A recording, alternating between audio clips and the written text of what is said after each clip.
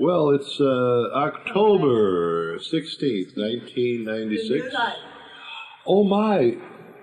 Today is the actual date, the start of the new life of Meher Baba in October 16, 1950, isn't it? Is it really? 49. 1949. 49. It started exactly on this date in 1949, so that was a total of 47 years ago. Oh, 47 years. 1949 it started. Baba started his new life. Wow. Remember What an auspicious day. How they started, were just before they went on the new life, he had all the mandali touch the ground for a minute in silence, and they all got up and said, "Oh God, make this new life for all of us a success and joy eternal." Wow. Shai Baba. Well, anyway, we're reading from Lord Meher. We're in Volume 2, the biography of the age of Meher Baba. This is the years 1922 to 1925. It's, of course, by our dear brother, Chowdhari, and we're at page 426. And we begin in the middle paragraph. After an explanation, Baba relaxed by playing cards with Munshi Rahim for about an hour. During the game, he suddenly became very displeased with the Hindu mandali and began abusing them. This, is, of course, is at the Mandali meme, when Baba's first disciples in the early 20s, 1922. This is in the Mandal. He scolded Sadashiv, Patel, and Arjun Supekar in particular, because they had not finished the vegetable dish which was served at lunch. Chowdhari, the cook, was directed to make them eat all their food.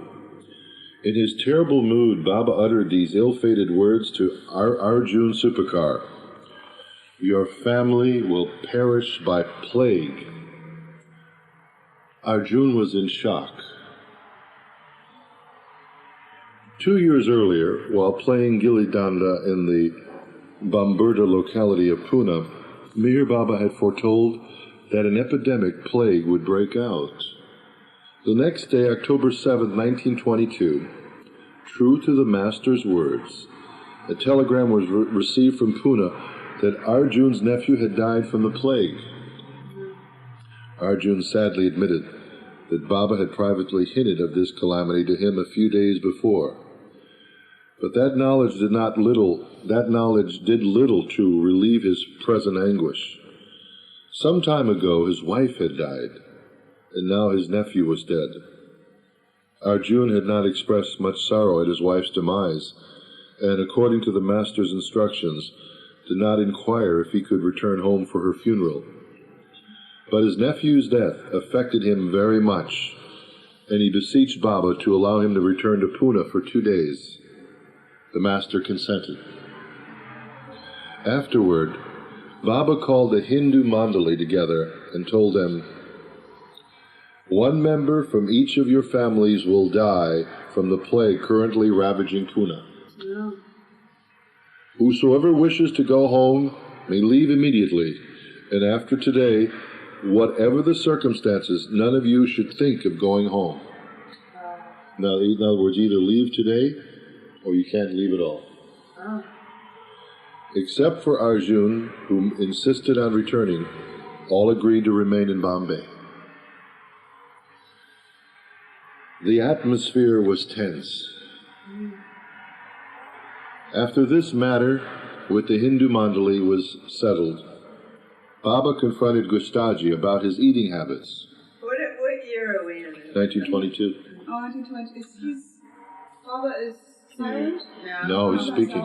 He's speaking. 25 again. So I'm kind of confused about this. This is the beginning of his first disciples. Okay. Mandali mean in Bombay. Sort of like seeing to see who's exactly. Really... He's bringing him in and putting him in through, I guess you could say, spiritual training. Yeah. He confronted Gustaji about his eating habits.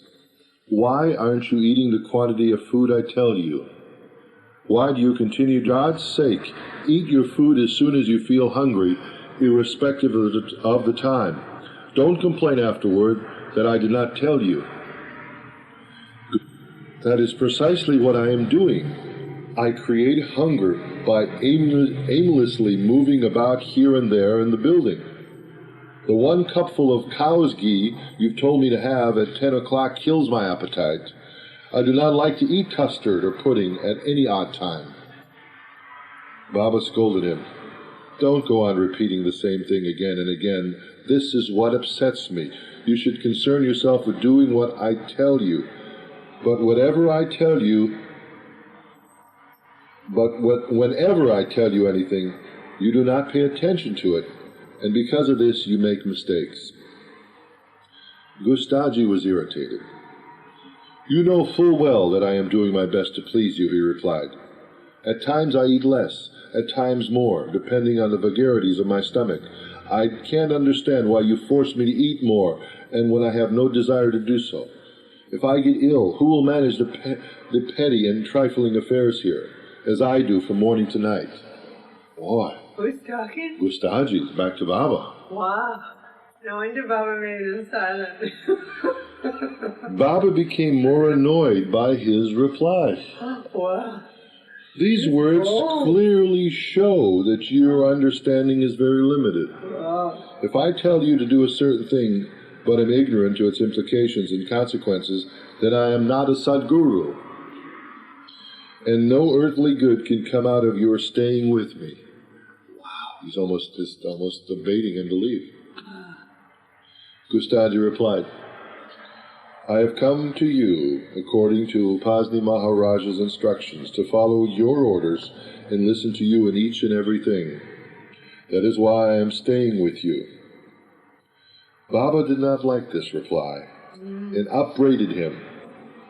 That is exactly what you are not doing while remaining with me. On the contrary, you want me to act according to your wish. From now on, I won't tell you anything.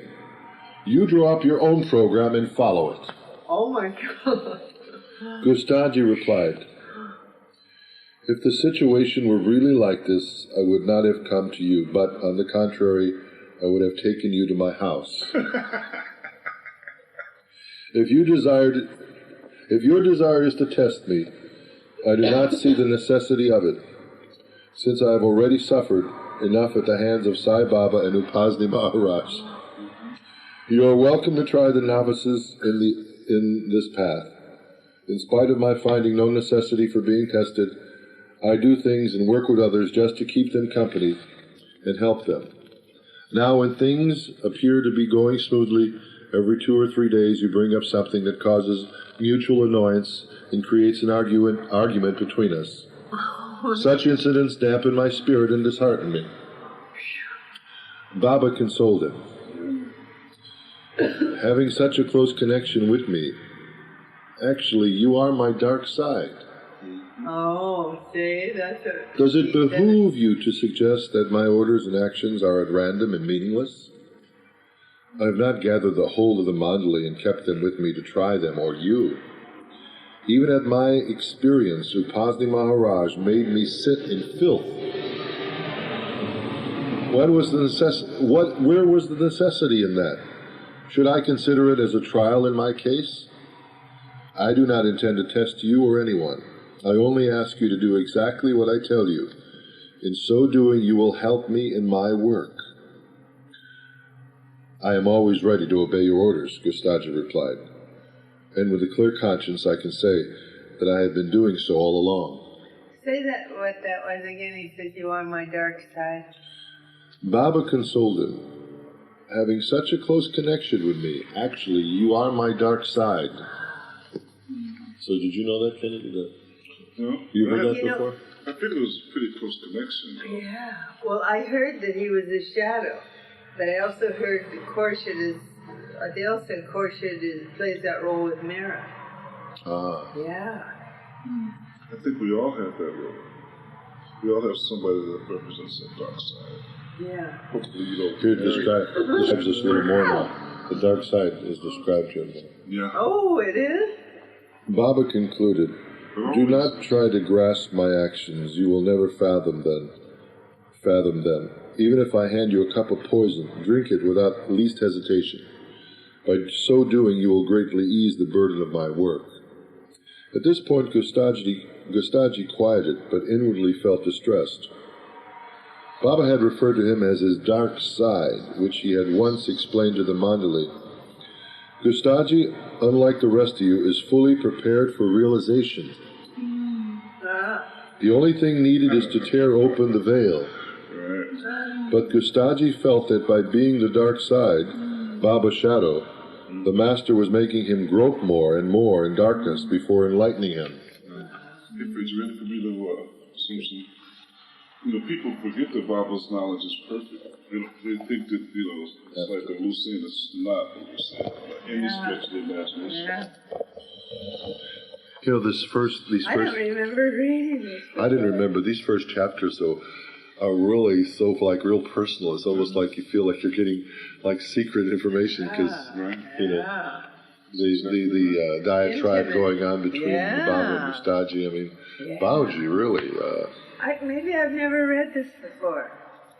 I've heard people talk about Gustaji, but now I'm hearing it for the first, Really? I just want to say something that Elizabeth Patterson said, because I stayed in the near cabin one time, and she says that Gustaji used to sit in the window waiting for Baba. For hours, he'd sit in the window waiting for Baba. Wow. So, that's the first thing I heard about him. That he was so devoted, so eager, it's interesting to It hear. sounds like here Gustaji is sort of irritated.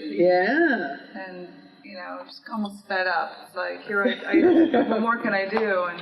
And I didn't know he had such discipline training with Sai Baba. Exactly. At Cosney before he even came to Baba. Yeah. So, here you were... It was preparation for the treatment of Baba. But you're... Yeah. Oh, God. Can anything prepare you for Baba? But when you think about that, wait a minute. There's 3 perfect masters in Gustaji's life. Baba had 5. Even with Upasni, it would He's have got 3 of been. the 5. Yeah, but you think about that. So no wonder Gustaji was destined for God realization. That's why I could talk back to Baba like that. It wasn't you got to remember that this is just one plane where we see things at. There wasn't an arrogance that it appeared to be at all. It came off like that, but internally there was a whole different thing going on. Yeah. That's what Baba talks about, his knowledge in the hands of a pearl. Remember last week you were reading that? In the hands of a what? What do you call it? What do you call a person who handles jewelry? Jeweler. A jeweler. Yeah, his knowledge is like that. A person that knows how to handle his knowledge will handle it much more than a person who doesn't know how to handle it. And a good example, he used the analogy of a jeweler. He says a diamond in the hands of, what he was talking about, his knowledge. And a novice jeweler, will have a different diamond than a guy who knows what he's doing. Same things with Baba's knowledge. You read that last week. I did, and I'll tell you what, that is very, very good, because that is a beautiful point. Well, it's important, Fred, because the old time Baba guys like you and me and Charlie and Jeff, Jay Baba. We got other stuff. There's other stuff going on there. Right. And I think it's important that it comes out. Did you start or not? Oh yes, long time ago. Please take it. Hey, Jay Baba. Want to sit over here? Yeah. Rosalie's sitting here. How's your leg? Good. It's cold. It's cold. Gas is coming now. It's cold. It's cold. Close it. Oh, he'll come in a second. Okay. Srigas. Yeah. Jai Baba. The weather's changing. It's supposed to be chilly this week. Yeah. All of a sudden, I'm like, tonight it's really cold. Yeah, so we're reading about Mandali Meme now, and Gustaji and Baba have become, Baba has scolded Gustaji, but now he's divulged to Gustaji that you are my dark side. Oh, really? Did you know that about, you know that? Oh. Gustaji, had Sai Baba, his master. Gustaji had Upatu Baba. So Gustaji had 3 teachers, and Baba being his final perfect, Gustaji is that one of his disciples. Silent. I know, but Mani was when it saw God. Every time I was going there, he was, I think it was Gustaji. I don't know, if I say God, he looks like Gustaji. God looks like Gustaji, I don't know. Yeah. That's beautiful. Yeah, that's Mani beautiful. was saying, he looks like Gustaji. Well, that's beautiful, because Gustaji, according to this, is represents Baba's dark side, which means that he has quite a spirit. Baba said that he would get God realization in this lifetime, at the end of this lifetime. Oh. Yeah. So, See, I think we're right here, right? Yeah. After the confrontation. Okay, Joey. Go for it. Okay, I opened it right to the dark side. Great. Right? After this confrontation, Baba went to Ghani's room and asked him what he thought about what had happened. Ghani replied, however long a man may be laboring on this path, he is, after all, human without the experience of God. And being human, there is no limit to his patience and forbearance. There is a limit. Right, there is a limit to his patience and forbearance. Gustaji has at last spoken his mind and opened his heart today. Baba replied, no doubt Gustaji conscientiously tries his best to help me, but in his own way, and therein is his mistake. You know that he is the main one who looks after my person, my individual needs, and sees my comfort from morning to night. But all must obey me implicitly in every situation. The matter was not further discussed. Since October the 2nd, the repetition of the name of God has been instated. The silent repetition began early each morning and was continued throughout this period, while the mandali were mentally repeating Yazdan or Allah or Ram, sitting in their chosen places and postures. Meher Baba was alone upstairs in his room, dashing his head on the floor. Oh my God! Still? Wow. Baba was still banging his head. Still? I thought that was, wow, that's So amazing. Baba was banging his head in the manzil. Is that Manzil, is that still around, that building? Is it? What's his I name? don't know if it's still around. He said it was. I bet it's him right now. Suhas? Oh, hello, Yeah, Che he Baba. said it was Suhas still said it there? was still there, yeah. Wow, that's different. Those seats are open. That purse was just put on there by somebody. You can move the purse to a back chair. Yeah. Please pull up. We're talking about Manzali Meme and Baba with his little bit of a thing with Gustaji here he's having. Good. But his being the shadow. Sometimes, while he was talking with the men, he would suddenly roll his eyes up in his head, as if looking through his third eye, and take a few deep breaths. Then look down and dash his head through a window or a door. Who? This is Baba. Baba would hit his head on a window? Yeah. Or hit his head on a door? Then look down and dash his head through a window or a door. Through a window? Yeah. My Through a window? God. Hit or look at. No, I mean, in other words, just go through an outside window, not a smashed Let's window. go to the next sentence. Once he shattered the glass in the window while doing this. Oh, my God. Occasionally, the men would see bruises and blood on his forehead. Usually, he would cover the wound by winding a kerchief around his head. In one way or another, through physical illness or in this hammering, Meher Baba suffered continuously at the manzil, although he was like lightning in his activities and intensely vigilant. He saw to the physical and mental well-being of each man and would take notice of the smallest matters. Despite his extraordinary suffering, he continued to participate in games and sports, and usually appeared to be the healthiest and the most vigorous of any of the men at the manzil. With Baba's permission, Vajifar rented a bungalow in the suburb of Juhu for a picnic, but that morning Baba's health was shaky and he appeared unwell. Despite this, he insisted on accompanying the mandali. He remarked, "We should go to Juhu with the joy that schoolboys feel while going home for vacation." Reaching Juhu, the master rested a while and then played a field game called Fasak with the mandali under the shade of coconut trees. Afterward, at lunch, he insisted on serving the rich meal of puris, deep-fried biscuits, a potato dish, and srikhand, a sweet yogurt dish. After eating, all were told to stay inside the bungalow as it was very hot outside.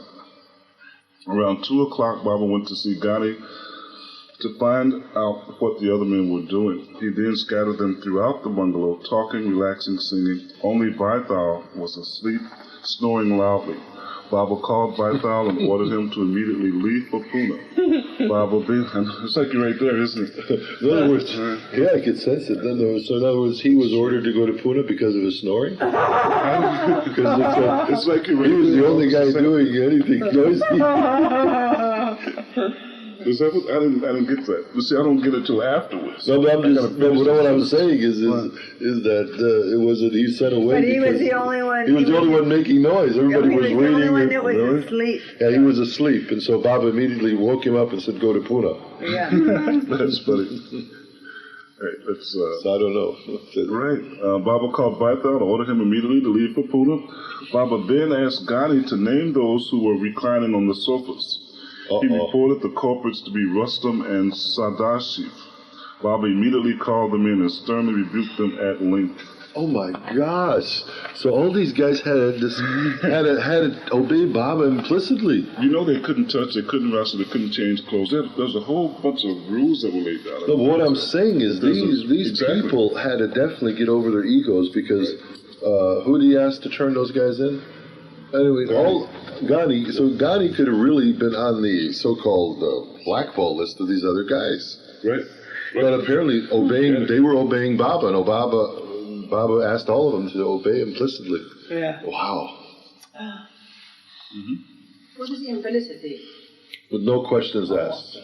Right. Just to the T. Letter T. Everything he said. No, nothing else. Nothing. No. Interesting expression to the letter T. To the letter T. Yeah. Interesting expression. Where'd that come from? From the cross.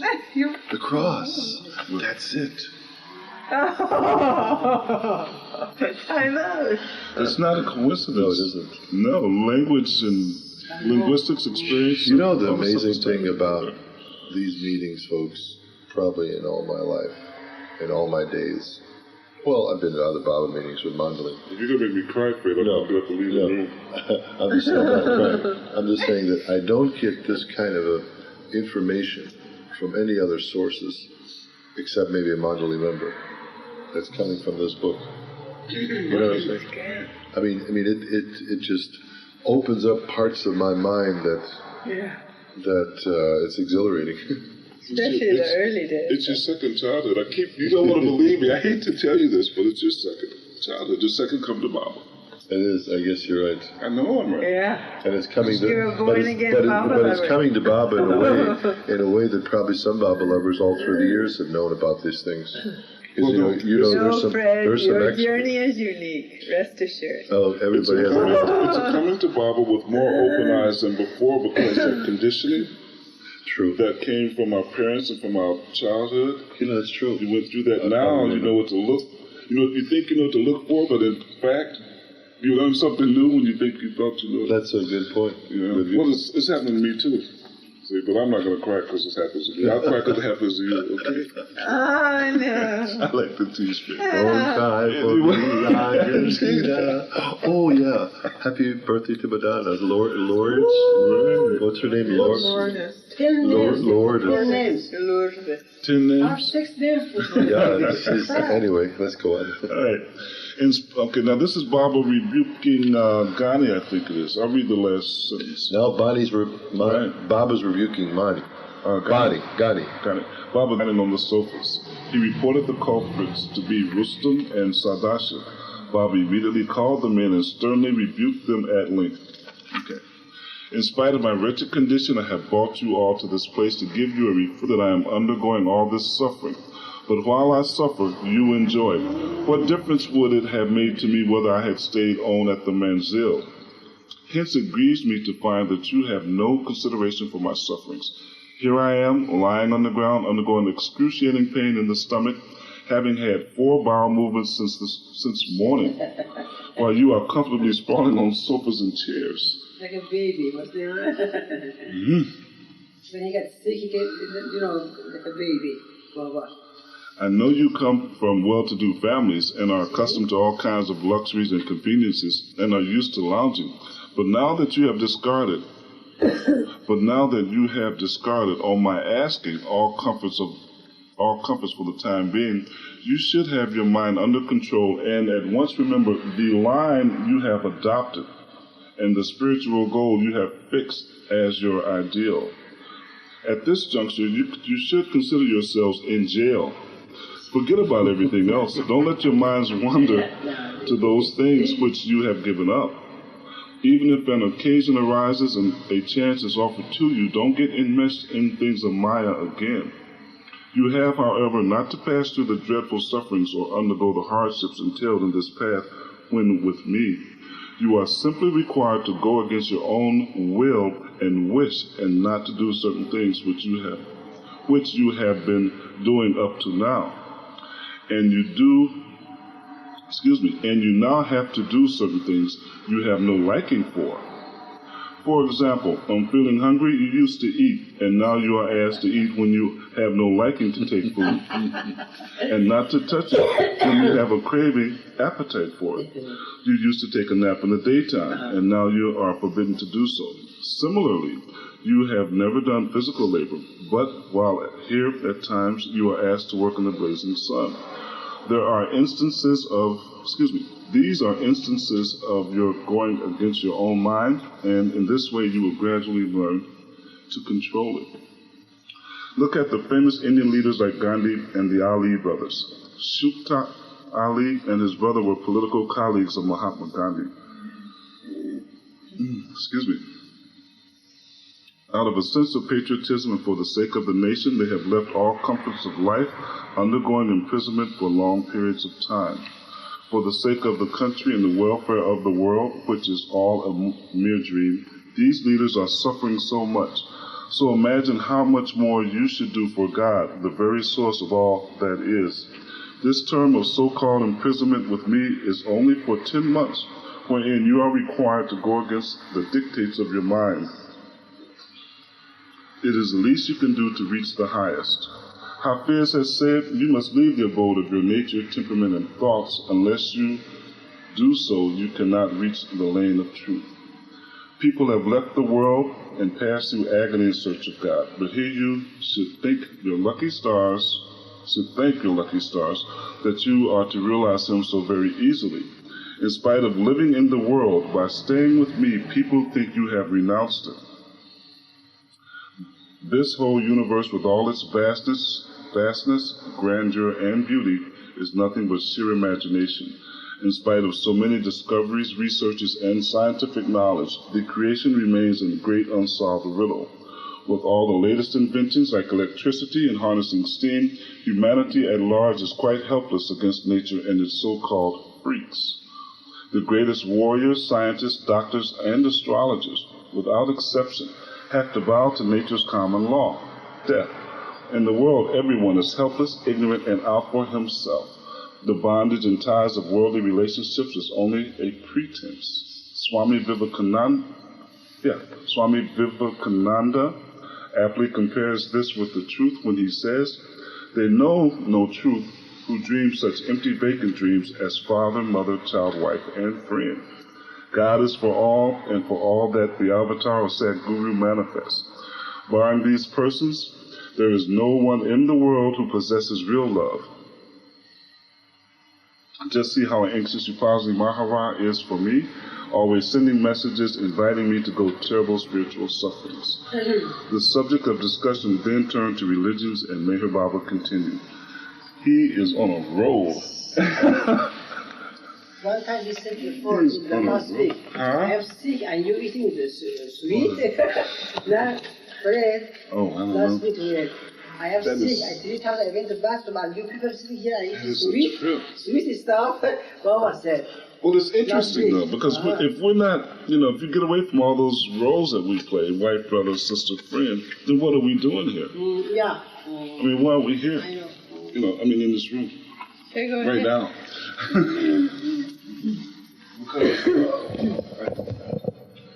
Did you want to read some, Esther? Whatever.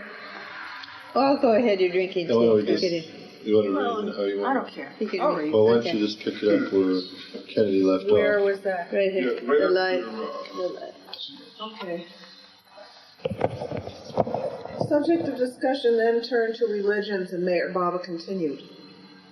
The light of Zarathustra has been extinguished by his followers themselves. His was the highest form of Sufism. If Zarathustra were born again into this material world, he would find it difficult to recognize his own religious tenets as practiced by the present-day followers of his creed. Same is true of all religions. The Muslim mullahs, Hindu priests, pundits, and Zoroastrian dasturs and Christian priests have mutilated the original religion for their own selfish ends. The discussion continued for an hour, and instances were cited of how the priest class in almost every ism has turned religion into a business, profiteering from various ceremonies and rituals.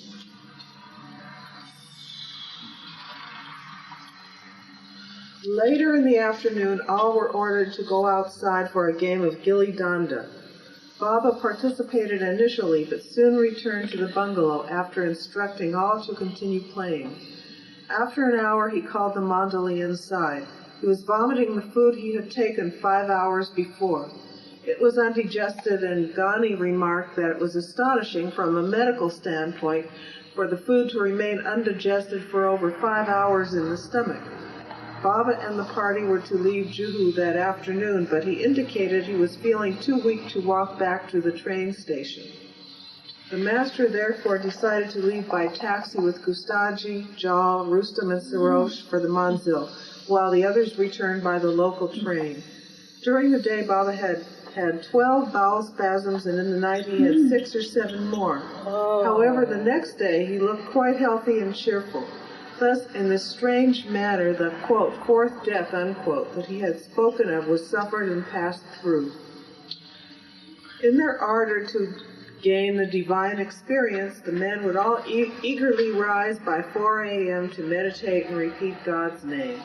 But when a number of days passed without anyone having even a glimpse of divinity, they became disheartened and lost hope in gaining anything spiritual from their morning practice. Baba had hinted that by the end of September the mandali would have the experience.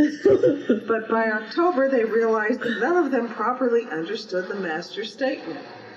Waking up early now became difficult. Waking up so early now became difficult for them. At first, Bayramji's calls would make them quickly rise from their beds, but now he had to enter each room to shake the men awake, one by one.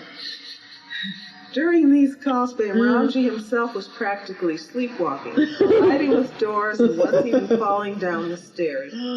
Half asleep, all would gather near the bathrooms and continue to doze while standing, as there were only 2 washrooms for 30 men. Oh my God. At this time, Baba stressed attention toward cleanliness in the manzil. The men's bedrooms, and especially the kitchens, bathrooms, toilets, and dining rooms, were ordered to be kept immaculate. Baba also became more fastidious toward his personal cleanliness. He would lather with soap very liberally during his daily bath and stressed the necessity of keeping his clothes, sheets, and pillows spotlessly clean. He then separated his own kitchen from the mandali's, and Gustaji would cook for him. This was quite the when he and Gustaji would twice a week clean the street gutter of sewage flowing from the house and toilet. Except for Gustaji, all were forbidden to undertake this work with Baba, but later some of the others were allowed to help. Since moving into Manzil Aimim, the men would sit on the floor, irrespective of whether it was damp or cold. But during October, the master ordered all to sit on a mat. To remove drinking water from the earthenware pots, a metal ladle was kept hanging nearby. No one was permitted to dip their glass directly into the pot to extract water.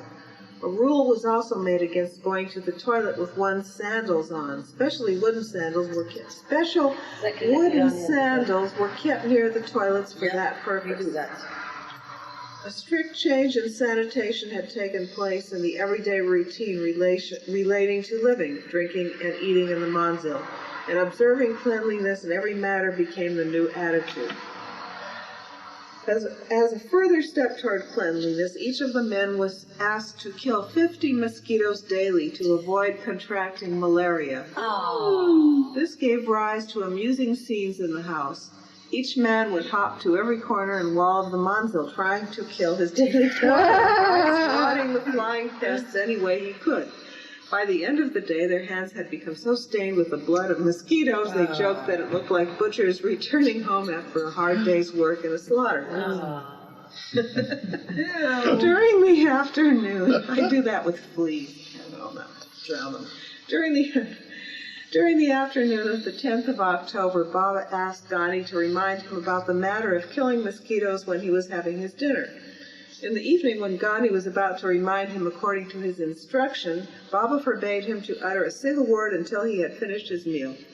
Thereafter, Baba scolded Ghani. "You have failed in following my orders because you did not remind me at 7 o'clock about the mosquitoes." Ghani replied, "I had not forgotten, but before I could say anything, you ordered me not to talk until you had finished eating." Baba replied, "It is true that you have had to keep quiet because of this second order, but you could still have reminded me by sign language." When some others conceded that he could have tried, Ghani acknowledged his mistake, although it was unintentional. Thumps and bumps were another game that was occasionally played in the Manzili mead. All would sit with their backs to the wall, keeping an open space in the middle. They would try to strike one another with a tennis ball, particularly aiming at the hit. The one who caught the ball had the right to strike someone else, including Baba. All were free to throw the ball as hard as they could, but not with a feeling of malice or anger. Okay, who wants to continue? Baba and Ghani were the best throwers. Baba would look to one side and throw the ball in the other direction. Ghani's aim was usually accurate, but Baramji was the worst player of all. He would never catch the ball and went on receiving hit after hit on the head. That's Rustam and Saurav's dad. Yeah? Well, there may have been more than one Pharaoh. You think so? I don't know. How old was he? How old was he, as compared to Baba, Baramji? I think it was him somehow. No, this is a different Baramji. Is it different? This is not Baba's brother. Oh, okay. This game was played vigorously, with a lot of ruckus and good-natured shouting. It refreshed the minds and spirits of all the men. While playing, their concentration would be entirely focused on the game, and they would completely forget about their cares in the play. For the master, such an activity was a medium of his work. Meher Baba was always doing his inner spiritual work, whether by playing games, cards, conversing, discoursing, seeing movies, really rebuking someone, or creating quarrels among the mandali. Through every action he did his universal work by utilizing any and every means for it. During the afternoon of October 11th, Baba told Adi and Ghani to put the sitar in its case. This was a peculiar order, as for the past 4 months the sitar had not been kept in its cover, even when unused for days. Accordingly, when Adi opened the case, he smelled he smelled an awful stench and found a dead rat inside. Oh. God. Yeah, I smelled that. Then he understood why Baba had asked him to cover the instrument.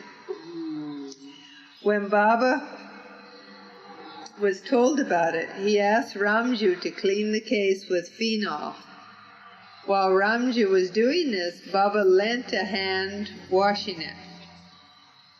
Baba emphasized that infection would spread in the manzil unless proper measures to ensure cleanliness were followed. Later, he told Ghani to write the following on the notice board. Most urgent. A dead rat was found in the case when the sitar was ordered to be put in it. This shows that a serious disease like the plague is likely to invade the premises unless the rooms are kept scrupulously clean as already ordered. Meerwan, October 11th, 1922. But shortly afterward, the above notice was wiped out by the master before all could read it, probably to avoid frightening anyone, and the following was substituted. Tincture of iodine should be applied on eczema, boils, pimples, and any other skin trouble. Meerwan. That evening, Ghani, Adi, and Ramju were sitting on the front steps of the manzil, complaining of the hard life they were leading. Ghani vented, "Meher is steadily increasing our difficulties.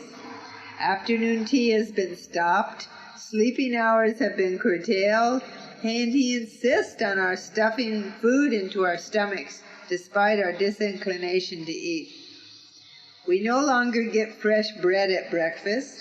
We have to kill at least 50 wretched mosquitoes daily." That's a lot. Yeah. They are. And each day, new orders and instructions issue forth. He is always on us about something. We can't breathe freely for even a moment. Ramju agreed that he was right, and that difficulties were being piled on too much. Ghani added, "I feel Meher's grip is tightening and growing stronger day by day." But hardly had he begun to finish the sentence when Adi was suddenly called by Baba. After some time, Ramju and Ghani were also called. Baba scolded Ghani, "You don't do any work around here," and then instigate others also to become lazy. He then scolded Ramju and Adi and ordered them not to talk among themselves for the next 10 months. Before sending them away, he asked them, "Do you feel hurt about this?" Ramju and Adi replied that they did, but Ghani said in a sarcastic manner, "I did not feel a thing. On the contrary, I began thinking I might make some mistake in carrying out this new order." Baba did not appreciate hearing his comment and withdrew the order concerning Adi and Ramju, but ordered Ghani not to talk with anyone in the manzil for the next 10 months. Next 10 months? Wow. He couldn't talk to no one. He then directed Ramju to write the following on the notice board, Coventry. "Everyone in the manzil is strictly prohibited from talking or holding any sort of communication by signs or through writing or in any other way with Ghani, 11th, 1922. That was a fatal day for him. During their evening supper, Baba again emphasized that no one in the manzil should have any connection with Ghani and to ignore him. He even went as far as to say that they were to treat him as if he were part of the furniture. For some days, Baba stopped talking with or seeing Ghani altogether, and then sent Gustaji to ask him, "Now do you feel sorry in any way?" By this time, Ghani was quite fed up and told Gustaji, "I do not feel anything." Wow. Baba became all the more displeased, berating him. "If I am anything, I will make you tell the truth." He then added to what was already written on the board, "If Ghani has any shame left in him, he should immediately leave the manzil." Meerwan. During this period, some families of the married mandali were being financially supported by Meher Baba. Later the same night of October 11th, Baba asked those mandali members concerned whether they had received their money order acknowledgements. Some replied no.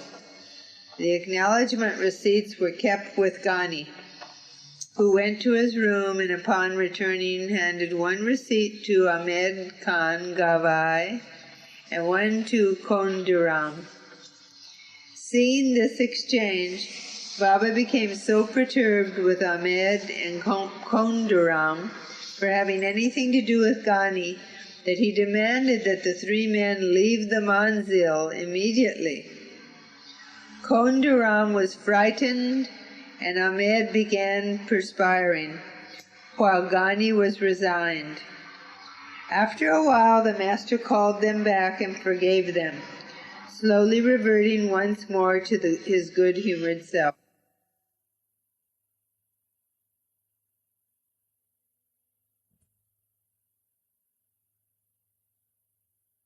Ghani, I order you to return to Pune and stay there.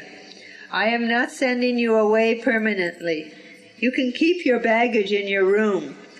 You also can come here one day a month and stay with me. Your connection with me will remain intact and be secure.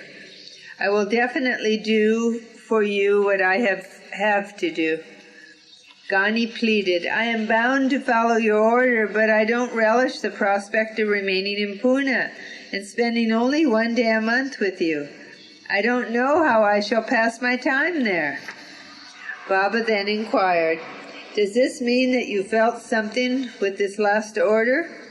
Ghani admitted he did, and Baba then told him to write on the notice board, by Ghani's acknowledging that he is distressed from the beginning, he is forgiven. Merwan, October 11th, 1922. Wow. But that's on the same day, wasn't it? Yeah. Maybe that's why that day is always, they always say 11 and 22 are always extra significant. Master number. Does it come from this date? I don't know. Because Fred Winterfeld would make a big thing about 11 and 22 being Baba's You numbers. don't reduce them.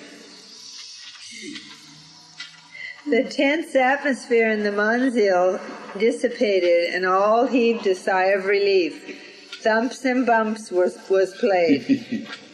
When it was over, Baba told Ghani to write on the notice board, I beg you all not to express your bad intentions by your mean actions and words among yourselves. Merwan. It is virtually impossible to understand the Avatar's love and mercy for those whom he loved and brought close to him. Meher Baba had a dagger unsheathed, ready to slit their egos. To tread the spiritual path is like walking on the edge of a sword. There the intellect does. Regarding his orders, there is no need to reason or analyze. The Avatar always does that which is of the utmost benefit to all concerned. His only weakness is that he can never harm anyone. The Master had to do his work, and his apparent expression of extreme cruelty was, in fact, an expression of his extreme mercy. By rending the walls of his disciples' obstinate egos, he was showering his blessings, pounding the rock of the ego into dust, or cutting the thick veil of ignorance, resulting in suffering. His work is the annihilation of the ego mind, and the operation leaves scars, but the suffering eventually leads to infinite bliss. And there's famous Ghani Munshi, literary and esoteric expert of Islamic Sufism, who recorded many of the Master's discourses. At 4:30 in the morning on October 12th, before the mandali began their usual purge of repeating God's name, Meher Baba gave the following discourse. There are two states, internal and external, divided or separated by a mental curtain or veil. To purify the internal state is not in the hands of any mortal being. It is impossible without the help of a Sadguru. Therefore, unless a person comes across a perfect Salik, the Sadguru, he should try his best to keep his external body clean. This is what every religion teaches. By perfectly carrying out the tenets of one's religion, one has a chance of coming into contact with a Salik or perfect master. By paying attention to external cleanliness, the internal to some degree also gets purified. Thus, to realize God, one of the either two ways should be adopted. There is no in-between. Since the work of cleaning the internal is only in the hands of a perfect master in his absence, the second best method is to look after the external as laid down by the teachings of one's religion. Every religion prescribes dictates relating only to the external in reading, sitting, standing, keeping the body clean with baths and ablutions, and in the same way observing cleanliness without one's food and clothes, and etc. With the eyes, you are told to look at good and religious objects, with the tongue and lips to utter prayers, with the ears to hear divine recitations, and so on. Thus the rules and principles underlying all religions are only external, and hence from the beginning the avatars have enjoined their followers to carry them out. The middle path adopted by yogis and others who studiously perform practices is almost always a complete failure because they depend upon the help of both the internal and the external for realizing the goal. In the practice of meditation, to activate the mind by deep inhalation and exhalation, they depend upon the internal. By sitting, reading, and fasting, they make use of the external, and for this reason they generally fail. Therefore, until your fortune brings you into a perfect master's orbit, it is best to follow and adhere to the doctrines of your own religion as closely as you can. Interesting.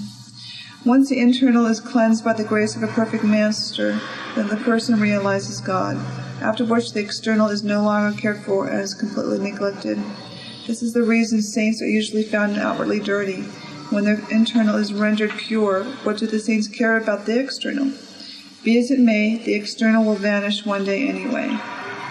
When Gandhi was preparing Meher Baba's bath around 2 o'clock that afternoon, the master ordered chocolates from the market and distributed them along the mandali. He asked everyone if they liked the taste, except for Arjun. All said they were delicious.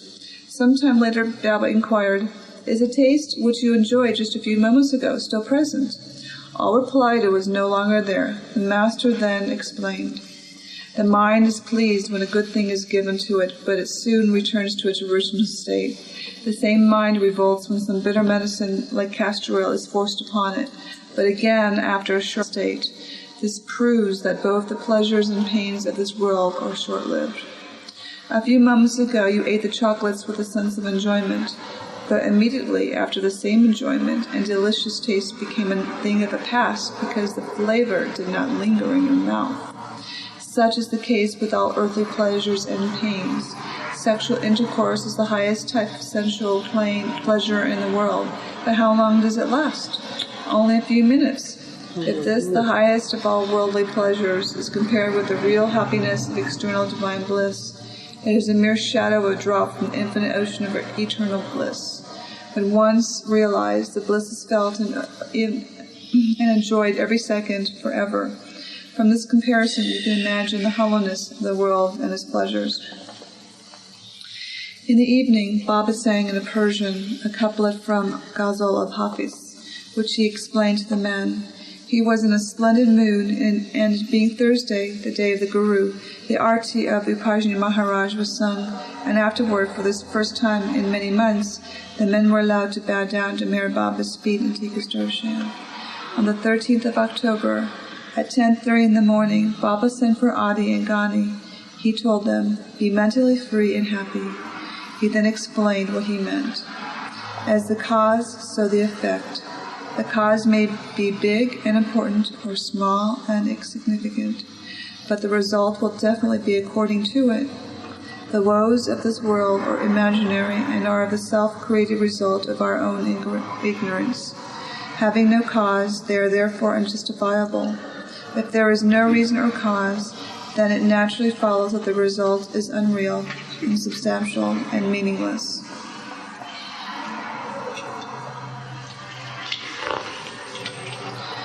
Should I go on, or? So why worry about the happiness or misery of this world which has no cause behind it except imagination? Just go on observing things as a passive spectator as they go on around you, keeping the mind free and happy. As Hafiz says, both the happinesses and sorrows of the world will pass away, so it is better to remain peaceful throughout. At 4:45 in the morning of October 14th, when the men had gathered in the dining room to offer prayers, the master inquired if anyone had dreamt anything last night. Ghani said, "I dreamt that in a lane on the main road of Bende Bazaar, a Bombay locality, I was sitting attired in a dirty, looking like a sadhu," they said. "There is a famous doctor of Nal Bazaar." And Abdur Rahman said, "I dreamt that Kak Saheb was talking to you, Baba." And this the master said, "If this dream is true, then Kak Saheb will return for Delhi today." After breakfast, Baba ordered cricket to be played, saying, "Let Ramju and Kak Saheb be captains and select the respective teams." Neither knew the first thing about cricket, and Ghani began teasing them. Abdullah and Kak would make a beautiful pair as captains with spectacles sliding down their noses. This made Baba laugh, and he remarked, "Kak will surely return today." After the game of cricket was finished, Kak and Azhar unexpectedly arrived at the manzil. Kak and Azhar Sahab had been staying in Delhi for the past 10 days to persuade the Mohammedan religious scholar popularly known as Khawaja Hassan Nizami to write an introduction to Haji Maharaj Urdu biography, which was to be entitled Gariban Ka Asara, Protector of the Poor. However, there had been no news from them for some days. Khawaja Hassan had agreed to write the introduction, and they informed him of Meher Baba's prediction of the coming manifestation of the Messiah, saying that Meher Baba had indicated the first spark would be in India, especially Karachi. After the evening meals, Baba gathered a mandali and discussed the topic of the next journey to Sakori. My sufferings are becoming unbearable, and by going to Sakori, Maharaj will take some of the load off my shoulders. But because of this, Maharaj will have to suffer much internally. If he suffers, he may even beat me, abuse me, and disgrace me in the presence of all in the time of Diwali, the Hindu New Year. So-called advanced saints and Mahatmas will disgrace and beat me, because at this moment the spiritual world is against me. So it is possible Maharaj may take the matter into his own hands by insulting me and beating me. If I don't go, however, and continue staying here, I shall have to suffer terribly. Except for Munshi and Fajidvar are agreed that Baba should go to Sakori, and he decided to leave that night. Meher Baba then told Ghani to bring a particular passage from Swami Vivekananda's writings, which Ghani read. The only true teacher is he who can convert himself into 1,000 forms in a moment's notice, and who can immediately come down to the level of the student, transfer his soul to the student's soul, see through the student's eyes, hear through his ears, and understand through his mind. Only such a teacher can teach. Meher Baba elaborated upon Vivekananda's words. Suppose the teacher holding an MA degree teaches the children the alphabet. Necessarily, he has to come down to the level of the students and read, write, and repeat the ABCs along with them. Only then will he be able to teach and impart his knowledge to them and gradually bring them up to his own level. If he does not bring himself down to the great heights he has attained, his labors on the students would be wasted.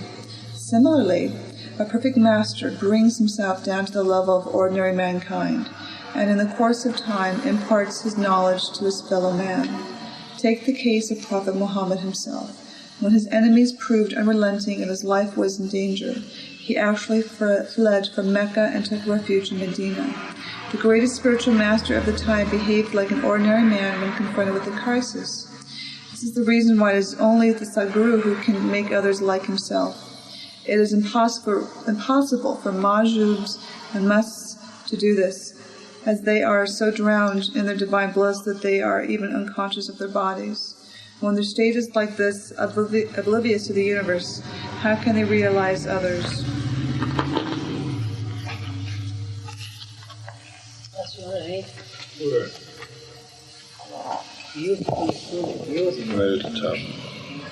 Later referring to his condition in Bombay as opposed to what he had been in Pune, Meher Baba said, "Whatever I had told you was to happen in Pune is happening in Bombay.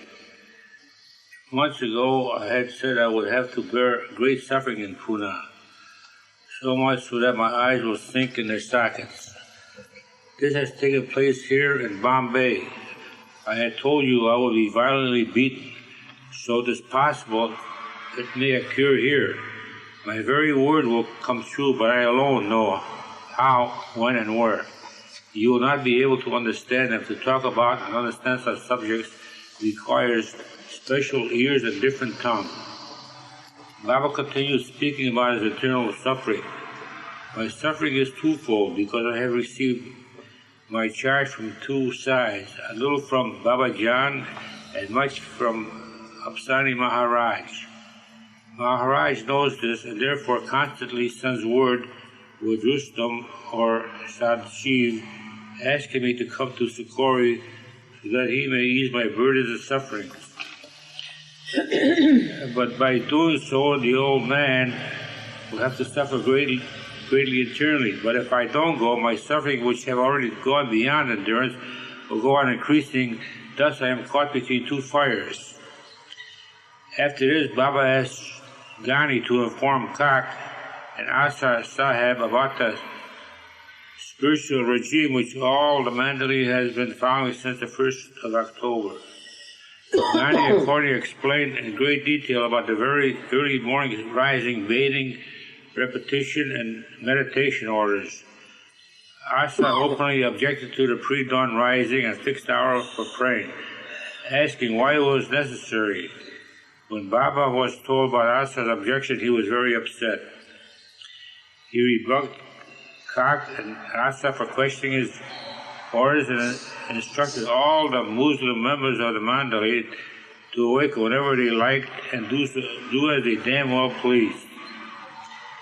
After quieting down, the master directed his critical remarks, "Who is there among you who knows more about what Shariat, outward religious ceremonies and rituals, than myself? You won't find a ruler, truer Muslim than myself. I am what I externally am, I am internally. Prayers and forms of worship are only meant for God, but you are so immersed in the formality of the thing and all its details, you forget God and worship the prayers." In this tense atmosphere, Kak lost his temper and began blaming Asa. Up until then, Asa had been quiet. But after being unbraided, he allowed reapproached Kak and argument ensued and became so heated that forgetting the subject of the new orders, they both began shouting at each other. Asa was so exasperated, he refused to any longer share room with Kak and requested Baba no to separate them. But the master, however, said they would both be on invincible terms, or else they would have to leave the manzil. Within a short time, both men calmed down. After final instructions, Mir Baba left for Sakori with Sadashiv Patel at 10 p.m. on October 14, 1922. But after going, he made Kak and Asa promise not to argue, further to forgive each other, to continue working together in Apsani Maharaj's biography. The order to awaken in the early hours of the morning for prayers was reinstated for the Muslim mandali. It seemed that in order to wipe out some inner conflict between Kak and Asa, the question of prayer had arisen. It proved an effective medium for the master to remove any resentment or misunderstanding brewing between these two strong personalities. Can we stop here? Or at least, because this is an important part. Everyone's gone. I mean, they're away. This is very beautiful about Mira first seeing Baba. Oh, you mean it's coming up?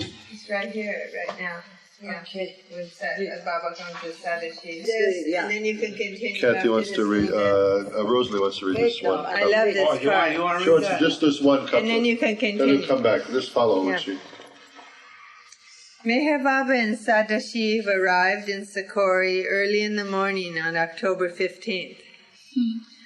On the same day, Daulat Jahangir Irani had also arrived with her two daughters, Frani and Mera. While Maharaj's niece, Ganga, was giving them a tour, they heard footsteps descending a nearby staircase. Ganga told Mera and Frani, "Merwanji, Maharaj's closest disciple is coming. Meher Baba swiftly descended the stairs and walked past them, giving Mera her first opportunity to seeing him closely, though she was very shy. Although no words were spoken, it was a great moment. Our age was destined to be deeply moved by its significance. Mera's heart was struck by his countenance and sang out, "At last, I've seen the Lord at last." Mera's mother, Dowlat, had met the master before when she had been to Sakori, but she had not explained to her daughters about Upasni Maharaj or Meher Baba. Later in Maharaj's thatched hut, Mera and her mother and sister were seated on the floor when Meher Baba entered. With folded hands he stood before Maharaj, who beckoned him to leave and wait outside under a nearby mango tree. He immediately bowed to Maharaj and left, circling the hut 3 times, performing what is known to Hindus as parikrama, reverently honoring the Guru's abode. Seeing Meher Baba's love for his master touched Mera's heart. The song had called her awakening heart to Sakori, and he himself had traveled here only to meet her. Her tears were now crying, "O song, how humble you are, how beautiful." Song replied, "I am yours forever, and you are mine. Because I am humble, my melody will melt the hardest stone." Mera spontaneously longed to be with Meher Baba, and the voice of our age whispered, "Pure one, soon you will join your beloved Lord, and the lute of your life will play his sweet song every day." Upasni Maharaj emerged from his hut and sat with Meher Baba in the mango grove. Together they arranged plans for Baba's mandali to come to Sakori for 2 days during the upcoming Diwali, the Festival of Lights. After staying in Sakori for 18 hours, Baba and Sadashiv left for Ahmednagar. He bade farewell to all those at Sakori, and as he climbed into a waiting horse tanga, the devotees of Upasni Maharaj rushed forward to touch his feet, but he waved them away and swiftly rode off in the tanga. Contrary to what Meher Baba had predicted in Bombay, instead of speaking against him, Upasni Maharaj had instructed all those present in Sakori to touch Baba's feet, declaring that he was a great master. While at Sakori, devotees surrounded him wherever he went, affording him little time to talk privately with Maharaj. Maharaj had given ghee to Sadashiv to massage Baba's body so that he would have a relaxing rest during the afternoon. I think that's all of Mera. You want to take over? Okay. This trip? Yeah. This trip to Sakori was especially significant because it afforded Meher Baba the opportunity of meeting Mehra J. Irani.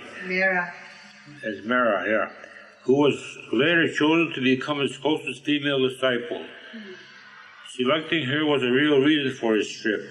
Also, this sacred occasion was the last time Meher Baba was to set foot in Sakori during the Apsani Maharaj's lifetime.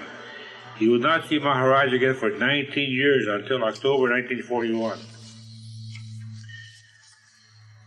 Meher Baba arrived in Ahmednagar late at night and stayed at Gumai and Kai Hushru, Irani's house. One day Baba visits Sarosh's father, known as Elder Kaya Hushru, at his home near the camp, near the area of the town. Elder Kaya Hushru welcomed the master warmly. Baba was in good mood and recited the couplets from the Shahnameh and Persia to him, which he enjoyed. Sarash's sister Motan was betrothed to Keki Rani during this occasion. Gulmai had been permitted to visit Mandali Mim several times prior to the following incident. Once after the master had returned from Ajmer, he had gone to Bombay in response to a telegram informing her that his father was seriously ill. Gulmai arrived in Bombay at 9 in the evening, and consulted with Baba at the Manzil, and then went to Patel, where her father lived. He passed away the next morning. While the funeral prayers and rites were being performed, she received a message from the master to come to him. She went as soon as the body had been taken to the Tower of Silence, and at the Singh Baba returned home to Ahmednagar. Sometime later, her daughter Dali's Navjat Zoroastrian thread ceremony was performed in Patel, and in the evening Baba and the Mandali were invited to celebrate the occasion. Gulmai's brother, Dr. Mino Hershaw Irani, had been ill and was to have an operation soon. He consulted Mir Baba about it, who informed him that there was no need to be concerned and that he would recover. Because of her faith in Mir Baba as a master, Gulmai continued to be harassed, not believing in his divine attainment. When the situation became intolerable, Gulmai would stay aloof, weeping in a special prayer room set aside in her house where Apsari Maharaj had stayed. One day her in-laws ridiculed her terribly. On that very same day, at Mandali Mim, Baba told Adi and Gustaji that he was very angry with Adi's father, that Gulmai would be coming to see him within 8 days. And she did arrive exactly on the 8th day. On one occasion while Gulmai was present, Mir Baba turned to Gustaji and said in a poetic yet emphatic tone, "As I see all things, my heart sinks." Gulmai requested clarification, but Baba refused to explain himself. He then asked her what she had been doing on a certain day in a recent past. She remembered that it was the day when she had wept while looking at his photograph. She tried to evade a reply. He gazed at her and asked, "Were you looking at my photograph?" She nodded affirmatively and then asked, "How many tears did you shed on my behalf?" She evaded her eyes and kept her head bowed. Her son Adi interjected, "That was the same day when Baba told us that he was very upset with father." Baba smiled at her, softly saying, "I see you in Adi's eyes. He is the frame, and you are the image inside." The following day was a holy day in honor of Prophet Muhammad, and a celebration was held. That's a far out thing he said about that. I see you in Adi's eyes. He is the frame, and you are the image inside. Who's that? He's talking to Gulmai now. Oh. And that was his spiritual mother, Gulmai. He's the frame, and you are the image inside. I see you in Adi's eyes. Baba said to Gulmai. He said, "I see you in Adi's eyes." Yeah, he's talking to Gulmai. He is the frame, and you are the image inside. I tell you, Adi did have beautiful eyes. He had incredible eyes. Adi's secretary or his brother? Secretary. Adi K. Yeah. Okay. Yeah. The following day was a holy day in honor of Prophet Muhammad, and a celebration was held. Munshi Rahim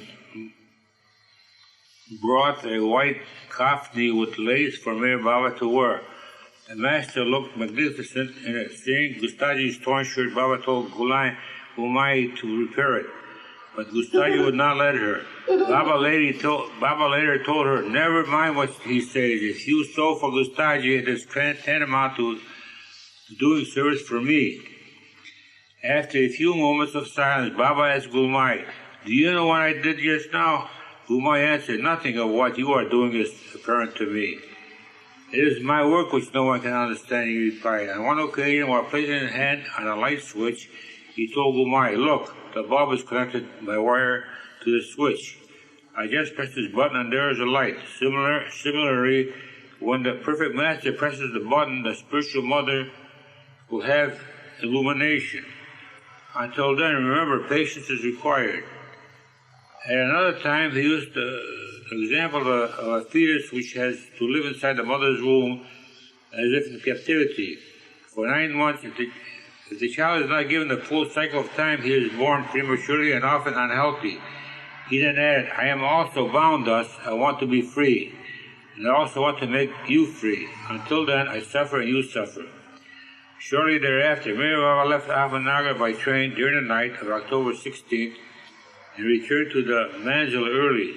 The following morning, after reading through the correspondence received during the absence, he wrote on a notice board, if during the past 2 days anyone has broken any order of mine, small or large, either knowingly or by mistake, he should admit it to me by 8 o'clock tonight. Maryland, October 17, 1922. Everyone acknowledged some fault to the master, though no one was allowed to read anything, unless directed. Ghani admitted he had read a ghazal of Urdu newspaper, Bashra. However, for his infringement of the order, Ghani was sent out to buy a book written by Vivekananda. Gustaji informed Baba that in his absence there had been a heated argument between Rustam K. Irani and Naval Talati. Naval was certain that if a mega rag, that's rain tune, was properly sung, rain would fall. Rustam, however, was firm in his opinion that without spiritual powers it was not possible to bring rain. In order to appease them, the master gave the discourse on sound and universal sound. What Naval says is true. By singing the mega rag, rain is possible and no spiritual power is necessary. It is an acknowledged fact that by rain clouds colliding, rain falls. Sound also travels in waves, and scientists have proven that it takes time for them to travel. The traveling of sound waves can be easily understood if you look at a person washing clothes at a distance. When he strikes the clothes on a stone, the sound does not immediately reach you. He strikes the clothes, but you hear it after a few seconds. Similarly, in singing the mega rag, when the sound has the required pitch and vibration, it creates waves, causing disturbance in the clouds, which results in rain. This is a natural phenomenon, and what is there to believe in it? Compared with this, the discovery of radio and a telegraphic wireless is harder to believe without any apparent connecting link. Message of sound is made to travel great distance between 2 points. Now, what is the voice? Where does it originate? When one hears sound coming out of his mouth, it must be existing somewhere. In truth, that sound pervades the universe. God is sound, light, everything. There is a point from where sound issues forth and from the creation, or home point. Evaluation starts. Sound has been given a door, our mouth, to manifest from. When a sound comes out of the mouth, it is lost in the universal sound, which is everywhere. So what, wonder is there if the sound produced by singing the mega tune reaches the clouds 2 miles above the earth and produces rain? When it is recognized, the fact that sound waves are sent through telegraphy thousands of miles away. There is nothing spiritual or supernatural in producing rain through sound waves. It is for this reason, because sound travels and creates various vibrations, that a person should read the holy books, whether he understands its meaning or not. The words in the Zoroastrian Zen Avesta, or in the Hindus' Gita, or in the Muslims' Quran and other scriptures are so arranged that when they are pronounced, the sound created comes very nearly in unison with the universal voice, or the universal sound, and a great help in influencing persons spiritually. Are you tired, I think? Yeah, here. Yeah. My mouth is getting tired. Let me just finish the tape. It's about 5 minutes left. Okay, do it. 5 minutes left on the tape, and then that'll be the meeting for tonight. While Gani was preparing the master's afternoon bath, Baba asked Ramju, "Does God have a mother?" Ramju thought for a moment and replied that he did not know. Irritated, Baba said, "Don't you even know the story in the Quran?" To settle the matter, Kayak and Asar Sahib were called to Baba's room. Asar opined, "What Ramju said is correct. Who can say with certainty whether God has parents or not?" Baba taunted Asar, "If you don't know yourself and are not certain about it, then why do you ridicule the Christians who believe in the Son of God? Whatever it may be, you should not so easily renounce your religion. Outwardly, you must adhere to it." In view of the master's argument, Asar had to eventually accept this explanation. As Kayat observed the incident, slyly peering through his spectacles. Baba then asked Gani, "Does God have any children?" Gani replied in the affirmative, while the others emphatically denied it. "According to you, when God has a father, what error is there in supposing he has children too?" Baba retorted, "Having a father does not necessarily mean one must have children. But it is that true. God has innumerable children. The multifarious powers that emanate from him can be said to be God's children. The Hindus call God Deva, and his 330 million powers are also called Devas, angels." When Baba returned from his bath, he found Asar asleep. He immediately reproached him for sleeping during the day. After calming down, Baba explained to him about the third eye. Ooh, I want to hear this. Yeah. In addition to our two outward eyes, there is a third eye internally, which sees through the two outward eyes and is situated between the eyebrows. The yogis know about it. The real yogi in his advanced state sees God, or Brahman, the God of the universe, through this third eye contained in his mind within the skull. The perfect master sees three different things as it pleases his fancy. With his external eyes he can see the universe and the world. With his inner eye he sees God. And with his external eyes he actually sees all that exists coming out of himself in the form of innumerable circles through the point of his inner third eye. Those who see through the Brahman are many, while perfect masters always number only 5. And there's a footnote to this on page 450. Also, I want to make a footnote about what Baba referred to as the old man earlier. Meher Baba would sometimes refer to Upasni Maharaj as the old man, as did his mother Shireen, called Upasni the old man. That was referred earlier. But anyway, this footnote, there exist on earth at all times 56 God-realized persons, 5 of whom are perfect masters. In Vedanta, such masters are called Sadgurus, and in Sufism they are called Ketubs. Refer to Book God Speaks, pages 158 to 164. After these explanations, Baba reclined in the dining hall, seemingly asleep, while Gani massaged his legs. When the master awakened at 5:45 p.m. after sleeping so long, he strangely remarked that he thought it was morning, asking Gustaji, "Are tea and breakfast ready?" You ever have that afternoon sleep sometimes where you wake up, what day is it? Actually, it feels good though, doesn't it? Because you sleep deep. You slept so deep that you think it's another day. You ever had that sleep? Although it's kind of disturbing in a certain sense. Depends. It's morning or at night, you don't know. But you feel sort of good in a way that you slept so deeply. It was breakfast.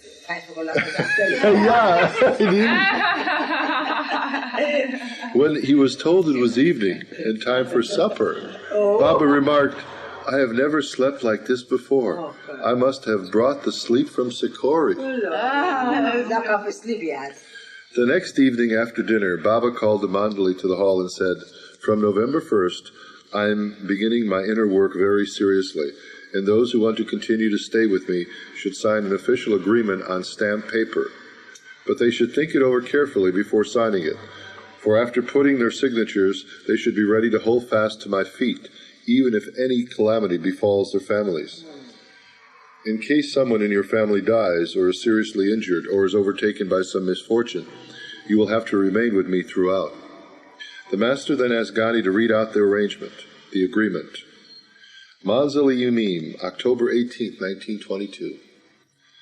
We, the undersigned, in full possession of our senses and of our own free will and accord, hereby agree not to leave Meher Baba under any circumstances from November 1st, 1922 to April 25th, 1923. We also agree to stay on with him, unmindful of any family events, even if our families face some misfortune, like the death of our nearest relative, friend, or parents. Meher Baba binds himself to fulfill the promises which he has already verbally agreed to before the 10th of June, 1923. However, if any of us fail to stay with Meher Baba under any difficult and trying circumstances, then he is not obliged to keep his promise. After the agreement was read and explained, it was passed among the mandali for their signatures. Everyone except Asar Sahib signed. Without giving any reason, Asar openly refused to do as he was asked. Baba sternly ordered him to leave the manzil, and Asar replied that he would spend the night outside, but would return in the morning. Baba did not accept this, saying that once he left the manzil without signing the agreement, he left forever and should not come back. Thereafter, all went down to their rooms for the night, while Baba had a private talk with Asar. In the morning, the mandali found that Asar had signed the agreement at 11 o'clock the previous night and had then left.